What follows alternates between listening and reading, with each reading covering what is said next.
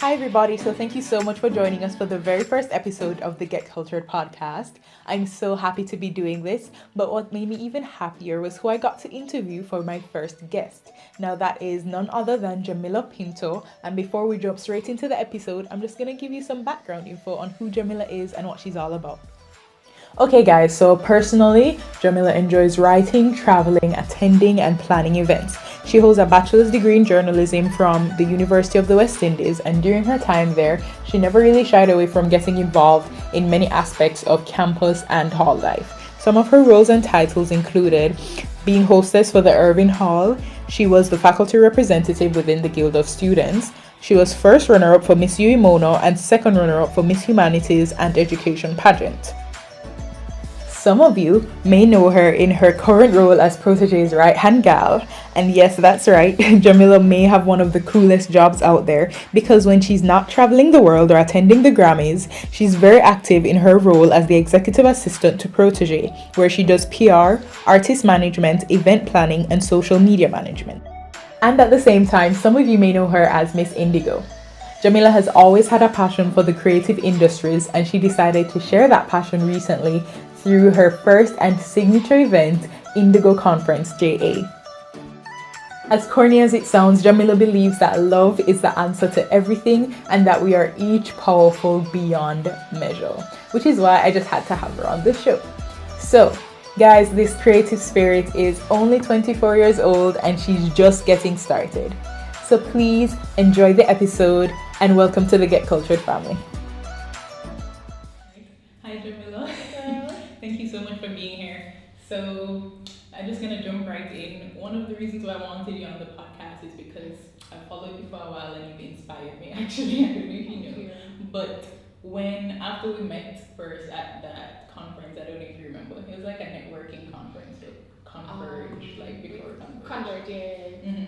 So I liked you back then, and then I followed you on social media afterwards, and then I was attracted to your authenticity immediately. Like I'm automatically attracted to anybody who is just genuinely themselves and like not afraid to be themselves, because I guess that's something that I've struggled with in the past. So like, what's that like for you, or how did you get to that point? Like, why do you feel it's necessary to like share so much of yourself? I feel like sharing so much of myself helps me to find myself, and just being vulnerable for me is something that I challenge myself with. And I get to just find out a lot about myself. I too, like I used to struggle with, finding self and self growth and self development and everything like that, because I think it's just like in a new era now with us, because we have so much technology and the type of homes that we grew up in and stuff like that. So for example, it's like I never really had, I guess I've had mother-like figures, but my mother, she was overseas and everything like that. And my father, I talked to him, but it's just like I never really had that one person to say, okay, this is how like I should be as a woman or whatever. And then the whole social media thing is like, I follow a bag of people and I like this person, I want to be like her, or I want to be like him, or I just want to have that. So may I talk too much? No. It's a struggle for me because like it's just actually a struggle because of my household and just because of like social media. It's really a struggle. It takes more of like discipline in terms of finding yourself and just finding out what you like, what you don't like, and it has a lot to do with the people that you surround yourself with as well. Okay. I'll get to that soon because I know you have a strong tribe. But have you found that you being so open has actually like helped people? Like, has anyone said like? Oh yeah, I think so. I remember during university, I think the first time, which wasn't really anything major that I've opened up on social media, was my university life.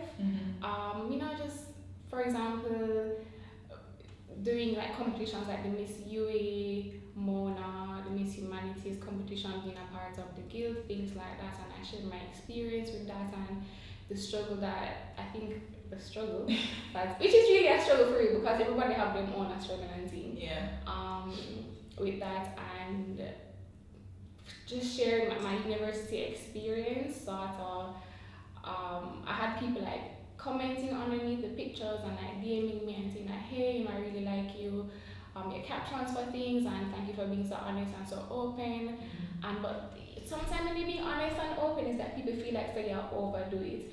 So because of that, it's like I started to retreat and myself, is it? I don't want to be that social media person where I try to make like a 3 paragraph caption and give people the wrong impression of me and different things like that. But even though I'm open and I'll share like a lot of things, I think I'm still private. So for example, like if me and somebody in a relationship and like we break up, you're not gonna hear me go on social media and say, so me and Tom break up because of this and that and that, and this is what I learned from him or whatever. It's like with different things like that, I just take the lesson and I try to package it or just write it in such a way where it's objective to me and not really based on whatever the situation or whatever the person or persons that I experience or who are in the situation with, who I'm in the situation with.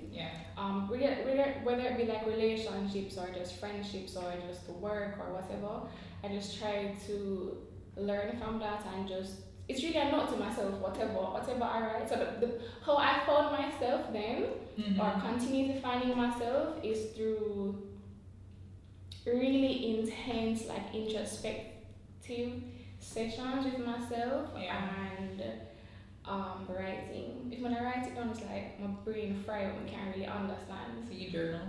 I do journal. As of late, because of work and personal projects, I haven't been.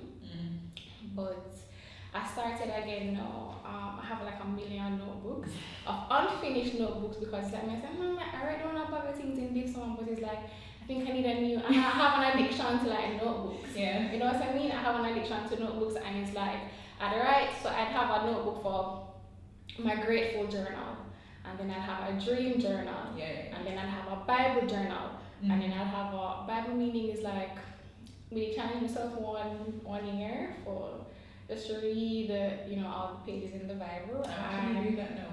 So I have my own Bible journal. How you do it? Like what's your thing? For me, it's kind of hard to be honest. So I said I would read like a chapter a day, or I started out 1 in the morning, 1 in the night, and then afterwards I take the journal and say, okay, what did I learn from this, or like try and decipher what it means to me, because like I grew up in a really Christian household, so I kind of had that pushed on me. So now I went through like a phase of like a lot of doubts and stuff, just like it's weird. Christianity is a whole thing, but I wanted to figure out what it meant for myself before I dismissed it totally. Right, so that's what I'm going through now, so that's my process. Nice. I mean, touch on that is like, I think throughout my process too, Christianity played an interesting part and a big part. I think growing up, as I said, like in high school, I grew up with my father, and my dad is like, do whatever you want to do. If you don't want to go to church, you don't have to go to church. If you don't want to, it's like it's like do your thing, but trust you, find yourself type of thing. From I was probably like 11 or 12, you get me. So Christianity now is like when you go through, high school and you go through heartbreak, oh God, maybe then you can't believe it. When I go through this and you turn to God because God is at such a young, what the hell when I think about that, like 14 going through a heartbreak, but anyways. But it was heartbreak then. Heartbreak then, yeah. So it's like it really hurt, and I decided, to go to church and to get some healing and everything like that. And it's like I went to church for a while. I got baptized on 10, 11, 12. Okay. Wow, yeah, 10, 11, 12, it's like I say, a significant number, 10, 11, 12, it means upward movement, it means progress, like growth and things like that. And so I'm gonna go baptized now and thing, and definitely a Jesus fanatic. You can't play no basketball music around me. Right now, I'm a really big Vibes Cartel fan. It's like I'm a dash out queen, you get what I mean? So it's like, but yeah, back then, nobody couldn't play no cartel around me, and it's like I say, just the last we had talked about God and Jesus, and I became like a fanatic, and during that time, it was part of finding myself. I was still on that topic, or just it's fine and thing, and it's like. Yeah, so and then one day, after that continuing with Jesus and Christianity and things like that. And it's like one day, crusade them still have. Yeah. And it's like this pastor in the church, and he was just every time he said something, he just tell the people them for stand up and praise the Lord and clap, and I'm like, and he's shouting. And so I said to myself, why are you telling me to get up and praise the Lord? Like, it feels forced. Like, if me feel the spirit like move through, the building and through me, I'm supposed to feel moved to get up. Right. So I come out of the church. This was me at like 15 or 16, I think. And somebody come outside the church to me and say, why are you outside of the church? So I say, I'm just being honest and open and talking to your Christian auntie of church. You can just be real with her. So auntie, I don't really like what the pastor is doing. I kind of just feel like he's too forced and everything like that. You see you young people, you don't like the word of the Lord. Go back inside of the church and listen to what the man is saying, blah blah blah. And I'm like, very thrown off. So I say, no, I'm back inside of the church. So I stay outside and I just walk home because I was like 5 minutes away or so from the church. Yeah. And then from that, it's like I started thinking about a lot of things. And my thing is like, if I continued on this path of being a Christian, and I have nothing against Christians, by the way, guys, I would not I'd be in a box. So one, where I'm at now, I don't think I'd see myself in this culture, this reggae culture and traveling and music and everything like that. I'd probably limit myself to Christian culture, Jamaica, using my talent in church only and different things like that. And I'm like, no, I spend the rest of my life for that. And then I moved to the whole, indigo phase, high intuition and just being extremely creative and, having some knowledge or wisdom or just coming in, and it's just kind of span from there. Okay. All right. So tell me about Indigo and what birthed that, because we went last week. It was last week.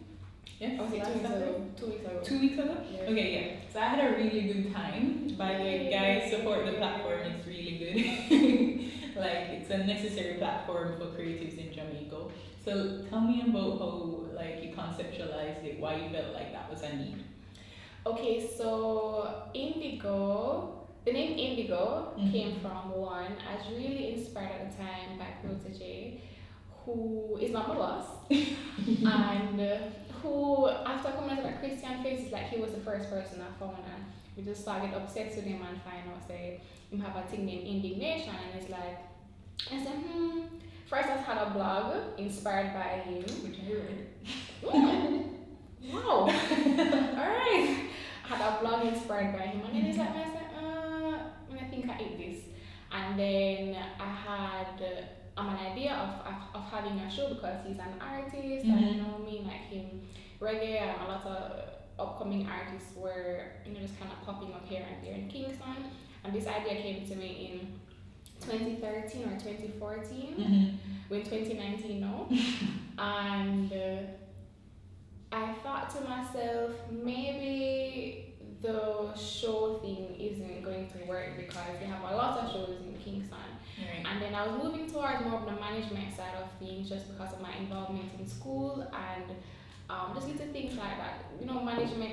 Management in terms of organization and just the planning and scheduling part of things. Yeah. And then I said, maybe Indigo can be instruction type manual thing. Yeah. And that's how it came about.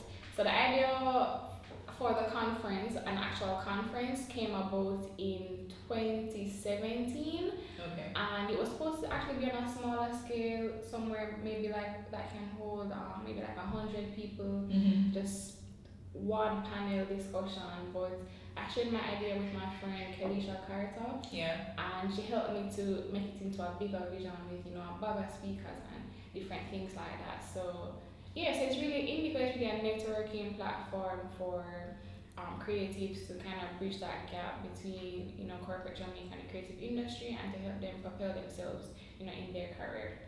Okay, so tell me about that you said you had the idea in 2013, so that 6 year gap. Because I know a lot of people are sitting on ideas they have right now. So tell me about the process of like why you decided to launch. Was it timing? What was it? I think it was timing and just like knowing when it was right. Because the things, if you have an idea, one, you can try to perfect it and try to launch out, but at the end of the day, there's no perfect idea and there's no perfect way of executing it. You'll never know it's a good idea until you actually do it, until you actually try.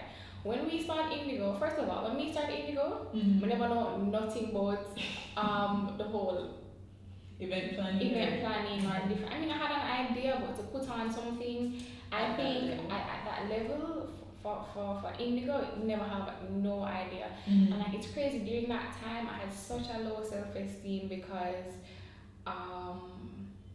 just a lot of issues with like my job and like my relationship at the time, and just friends around me, everything just like throw me up, and I had a really low self-esteem. And having a low self-esteem affected me mentally in terms of carrying out the conference the way that I wanted and putting in the time. Right. Which going back to the whole idea thing. So you never know it's a good idea until you actually try. And for me, we just say, let me just do it, and and me and my team, especially myself, will just learn from it. And I think that a lot of people have similar ideas to this, you know what I mean? Because you have Turning Mavericks, big up. I've never been, but big up Turning Mavericks. And you have Hustle Summit. What's Jaden's thing again? Converge Summit. You have that too, which is really similar. And a lot of people, so in my mind, or the year that I wanted to start as well, I can't remember the name of the conference, but something similar was happening to In.Digg., and it's like I say, I don't want to do it anymore because somebody else had do it, and it just seems really cool and it's well put together, and I don't want to do it anymore. But it's like I say, maybe not. I mean, people have similar ideas, but it's just the way how you execute it and the passion and the impact that you want it to have. Exactly. And it's like, don't get discouraged because people will have similar ideas, and at the end of the day, if you think about something and you don't do it in your perfect timing or how you want to do it, or just to do it to learn from it, somebody else will do it anyway. So I think just timing and just the willingness to take that leap in, because the first conference is like I learned more about myself than the whole event itself. You know what I mean? Yeah. So it's like, let's do it. And that goes to having like an abundance mindset too, I guess, like not a limited mindset, because a lot of people, like when they're going into things, they might feel like, oh, this person is doing it, this person is doing it. But if you view it from a point where like we all have something to reap, like it's not like you don't have to worry about your competition, just like focus on your own path. Okay? Yeah. So tell me about your team now for In.Digg.. How did you go about forming that? My team is so Kelisha, who is really like my backbone, or one of my main backbones. My team is 5 persons. But first off, the team we have before for the first conference, we have like 12 people. Yeah, it was and so no, when I think we need 12 people, and it was really confusing. Information got lost, and forward planning and supposed to happen, it just never flowed the right way. So 12 people in the first staging, no, 5 people right now. So my team consists of Kelisha. I think I'm calling me a name because probably not really. So I have a marketing director, a sponsorship director, social media director, a project manager in terms of execution, a PR person, who is me, and another member of my team, and program director, who is myself, another member of my team, and I'm the director. Now, it's so important to like have a team, and how I formed my team now is one, I brought my idea to Kelisha, who is my marketing director. Me and Kelisha always been talk about doing things together. The first idea we had was In.Digg., treats.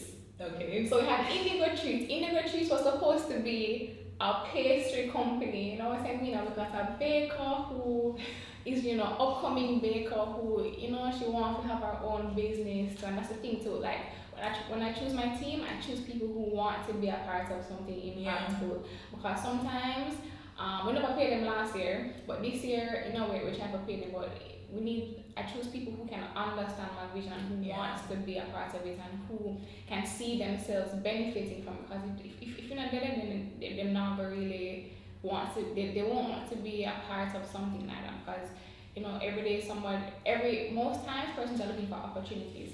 Right. Yeah. So it was supposed to be In.Digg retreats first with me and Felicia. And it's like we tried that little bit and it never really worked out. And then it's like I say, okay, so I have this idea of have a conference, one called Indigo. How do you think we can plan this and stuff like that? And we just sort of, so my friend, so Kelisha was my friend. Okay. And then in terms of getting our team together, I just chose persons who I was familiar with. Not necessarily persons who were really experts in specific areas like event planning and marketing and different things like that. Is really persons who had an interest. And then that's the thing as well too. In terms of choosing my team, I choose persons who I can be honest and open with. Yeah. They don't really, because skill can be taught. So along the way, like you can learn certain things and you can develop certain things, but you can't really teach passion. You can't really teach. You can't really teach somebody how to like, or like what they might do is like, you can't teach somebody like good characteristics. You know what I mean? So you choose persons who willing and who will tell you the truth and who will say that's not gonna work or that's not gonna work. And they still, to be fair, like I know some of the team members, they still have some knowledge in the areas. Yeah. So you know what I mean? So that's how I chose my team. So last year I said no, and this year there's like a narrow it down to say alright then. We know that Abby is good with project management. Abby works in a event planning company, which is execution that Sheldon sponsorship because he used to work a big corporation and he managed sponsorship. Davida, who has really good input on persons who speak on different things and just marketing and social media as well. Right. And Kelisha, who is really good at planning and scheduling and marketing. Yeah. Carlisle, social media team, who knows somebody. Yeah. So yeah. Tell me about Protoje now. So you said you started out as a fan. You said big, huge fan, obsessed fan. If you see him, jump on him back type of fan, but you don't know some can't do that. Yeah. But yeah. So as one of my Christian peers, I latched on to his music and I just started to listen to him a lot. I discovered him back in 2011. But anyways, so I used to always post his things on social media like, yo guys, check this man out, he's very cool, his music very cool. But them times like nobody not really put consciousness and what I mean, them something. And he was like the only person at that time who would have been, I mean, apart from Capleton and them legends, they back in the day, them team. And so, but he was for our generation. So yes, I'm always talk about him on social media. Now I'm from Mandeville and I moved to Kingston, and finally we can go to concert them with the Protoje and Kez Nambi and them people like Janine and the whole reggae revival the whole reggae revival movement and stuff.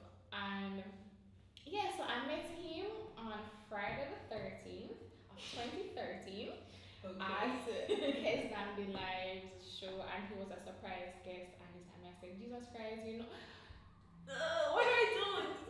Protoje, I don't know. So after the show, I went to him, like a shake was on my shoes and or out on my skirt. I don't know. Actually, so my shake, just a shake. And it's like I went to him and I'm like, yo, say, thank you for coming through. It's like such a great surprise and it's just like a huge thing for me, Yeah. Thank you for coming to this time. I took a picture with him and he's like, I'm not even looking at the camera. Like when I talk to a bunch of people, it's like for some reason when they get so emotional about it. I mean, I say, why not looking at the But anyway, that's what's going. Anyways, I'm go home now. After a really good night. The next day, he literally DM'd me on on Twitter, and he asked me to be a part of his team.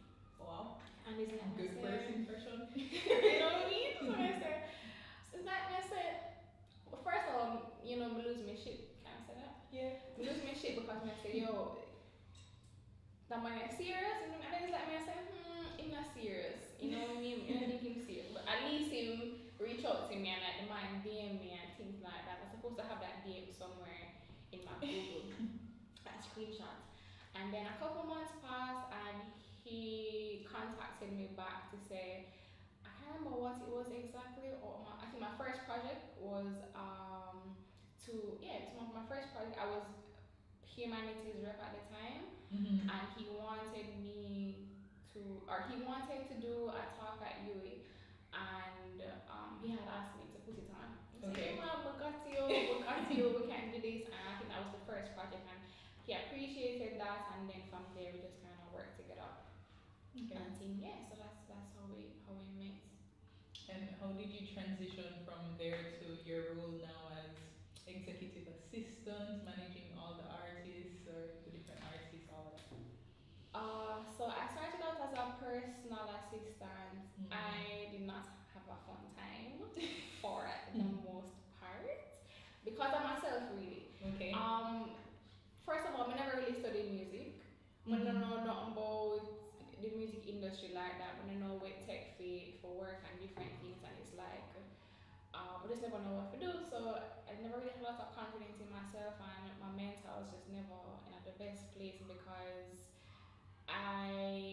it's mostly from like a self-esteem place because you're working with Protoje, is like a big team, and you know his mother who is a lawyer, and you have Claire, who work with like Vibes Cartel and event management and music and marketing and things like that. When this little 21-year-old girl now, or 20 or whatever at the time, like, what am I doing? Yeah.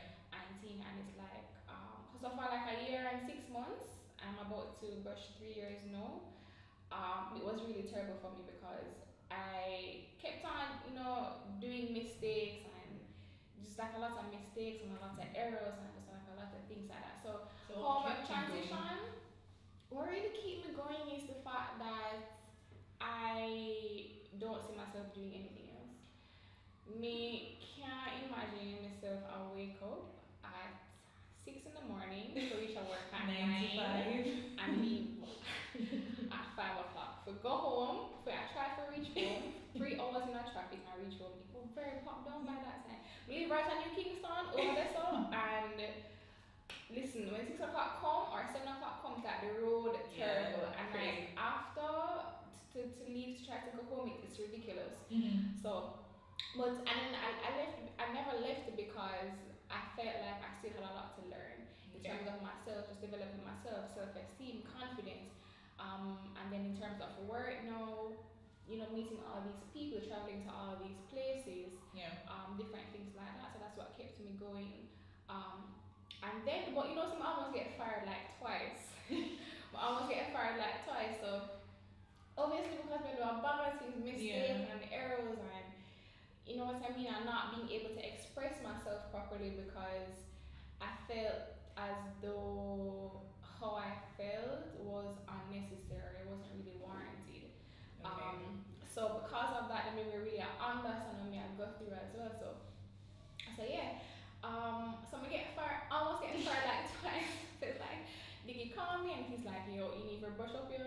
The first one was like, what are you doing? You know what I mean? It's like, what? Really almost like, what are you doing? What are you going through? And I really couldn't explain myself.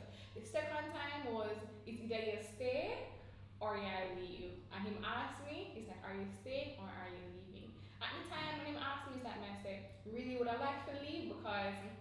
And every time I have this conversation, like I just a ball. You know what I mean? And it's like and stop saying what I mean too much. Okay. So he had asked me, do you want to stay or do you want to leave? And I thought about it for 10 seconds and I'm like, I don't think I want to leave, but at the same time if I stay, I go probably sink deeper into like being depressed and sad of about not doing a good job. So I say, alright, I'm gonna stay. And even after I say I'm gonna stay, a couple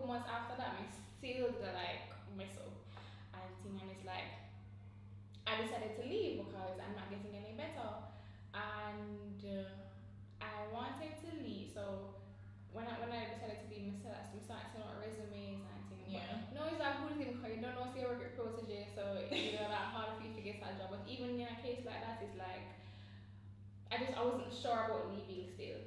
Right. So my dream job after university, I'm not really call the name.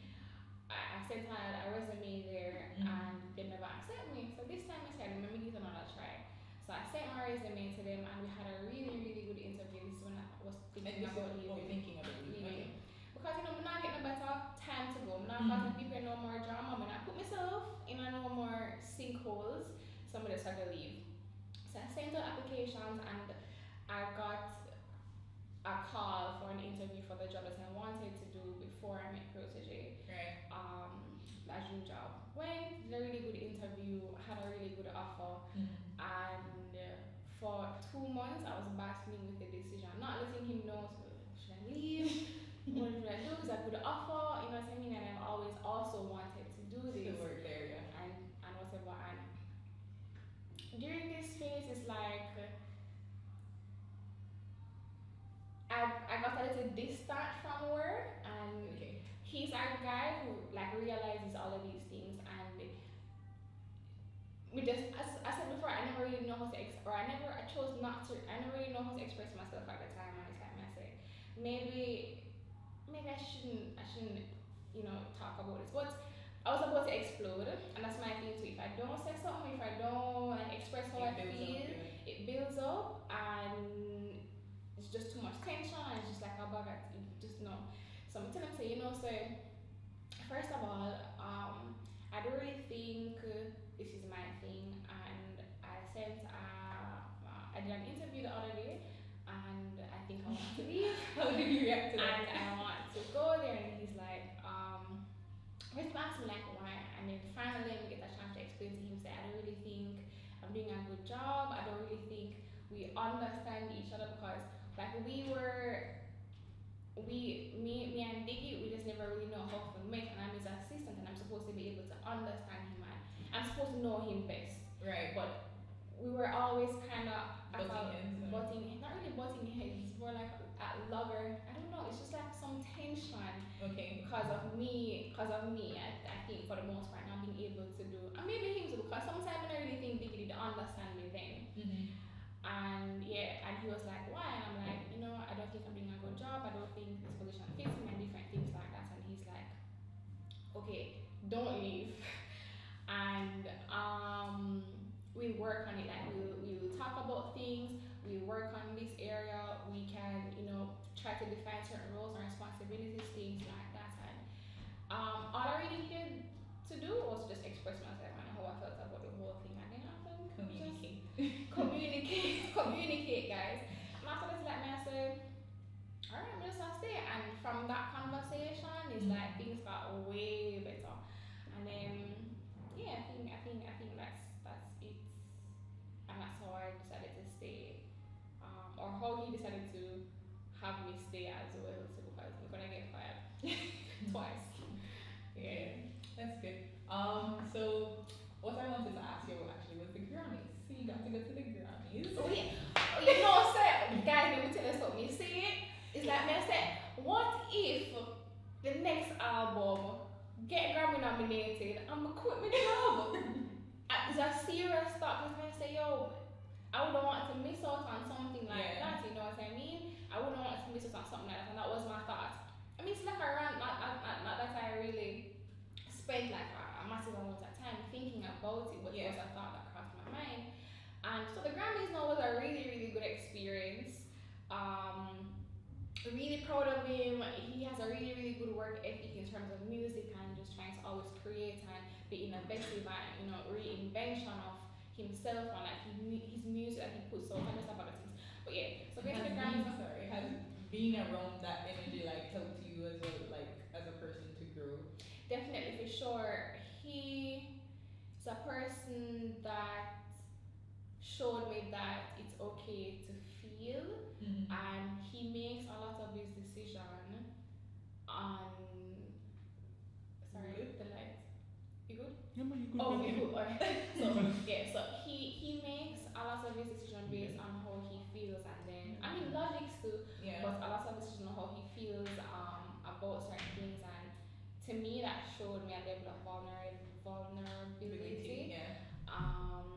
And music and what he does is really like evoking a feeling from him and from people, and yeah, it's just so I learned a lot about that from him and stuff, and just putting your all into something, no matter what. No matter how people are really respond, and a lot of people I realize have expectations of him, how he dressed, and probably expect him to wear red, green, and gold all the time. But when they see him supporting a suit and things like that, people like it, people don't. But anyways, that's the point. But yeah. So the Grammys. The Grammys not so right. So the Grammys is really an intense preparation. Like, so first when we had to go to LA, and we were staying in like the family house with team members and just extended family, people who were there and stuff like that. You have two events for the Grammys. You have the pre-event, or the pre-awards, which we attended because reggae is mainstream, so you're not necessarily at the one at the same roster with like Cardi B and Drake and them people and stuff. So that was the first event that we went to. So you walk the red carpet. It's really cool to see all the flashing lights and people doing interviews. But it's two different red carpets. So you have the one with the celebrity them, aka Biggie, and you have the one with the team and the invited guests who on the other side of the red carpet, and we can't stop. We have to keep moving. So it's like we're trying to see which part him there, and we can't really see. But he's with his publicist, so everything is good. So it was really cold. It did cold, and it was just so strange because LA is normally, I think, a warm place. So I'm just not sure how it is. It's freezing, and I wish I had worn flats. To be honest, you wore heels. I wore heels to the Grammys. And it's a really posh event you see on TV, and you have to come out fresh. But yeah, many think we should have wear flats. How long was it overall? So we started to get early from about 6 or 7 in the morning. Yeah, it's crazy. 6 or 7, makeup artists come over here. Somebody come to see me dress. What time was the actual event like? Actual event was at 12:30. Okay. So to me that kind of long still, but it was good, and you kind of have to get there to before all of the traffic and different things like that. So the pre-event lasted for I can't remember, I think 2 hours. 2 hours is so long, or maybe 3 hours, 2 or I think I don't remember, but they were both, and then we and then we went to the main event with the Cardi B and the Drake, and with the Alicia Keys hosting and them things like that. And that was really interesting for me because I got to see the whole production part of things, and that's what I like. More like to see the behind the scenes and stuff. And it's really them on point, and really on point. You have a time master there. You see how them set up behind the screens where they have the performances coming out and different things like that, and it was just a really good experience. You get to see Drake, you get to see Michelle Obama. I mean, even though we did that like at the top, you can't just to be in the same room with them. It's really happy. Okay, all right. We're running out of time. I wanted to ask you more stuff, but all right. So we've heard a lot of you. Like we heard and learned a lot from you today. Like we dropped a lot of gems, like communication, like believing in yourself, not giving up. So thank you for that. So I wanted to ask you before we go 2 things. One, I want to know what's the impact you'd like to have on Jamaica, and 2, if you could give us, meaning me and my audience, a piece of advice, what would that be based on all of that? Okay, so the impact that I would like to leave on Jamaica is one, it's a cliche, but it's just the power of being vulnerable and open. And I want to be known for my conference or for Indigo for bridging gaps within specific areas.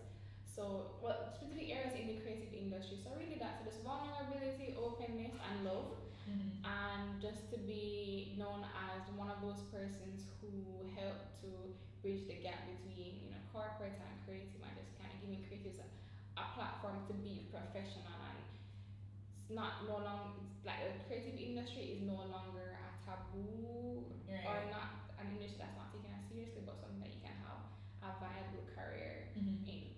And in terms of advice is what I really liked about Indigo too, sorry, since you said that, while you think of advice, is that what you guys did was, there are a lot of creative events out there, but what you guys did was blend the importance of being a creative but also having that technical professional side, which is what we creatives struggle with like, a lot. Like that's the biggest complaint you get hear about creative, so that was good. Thank you. Yeah. In terms of advice now, I think that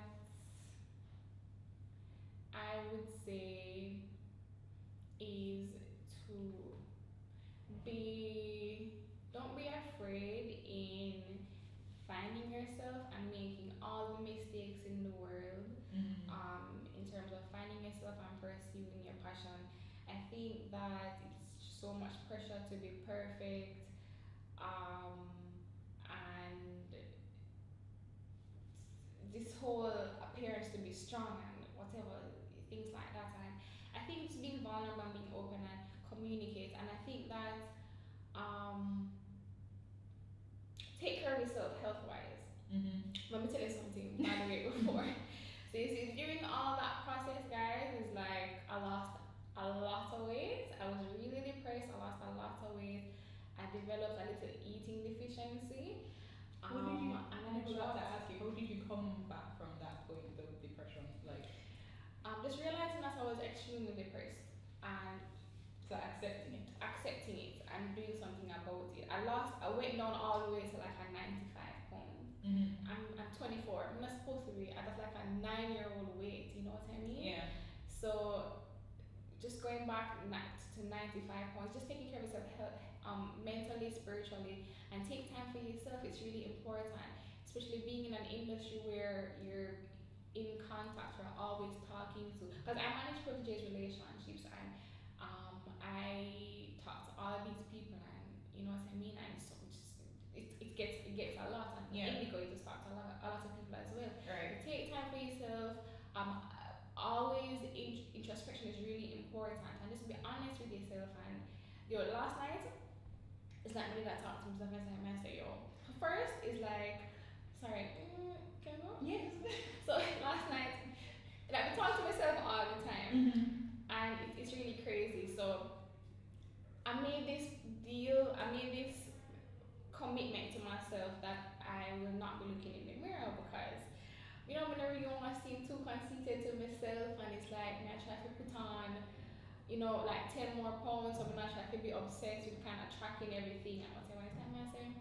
This last time I talked to myself as a new moon, and for me, new moon means like setting new intentions and just kind of revisiting your goals and visions and things like that. And it's like, right, why are you not looking at the mirror? It's like, why not? Like, you should look in the mirror. Look in the mirror, not to be conceited, but to always remember your face. Yeah. So sometimes it's like we look in the mirror, but we don't really see ourselves. And for me, what I realized that is, if I look in the mirror and I see how I look, I get to appreciate myself more, I get to envision myself more. Yeah. I see that it's easy to envision somebody else. So you get up on Instagram and see one girl, or I see some other guy.